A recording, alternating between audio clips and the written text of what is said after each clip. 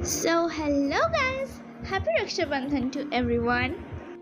আশা করছি তোমাদের সবারই দিনটা খুব ভালো কেটেছে। এখানে আমি প্রথমে আমার ছোটদাদাকে রাখি পরাচ্ছিলাম, যেহেতু আমার বড়দাদা কাজের কারণে বাইরে ছিল।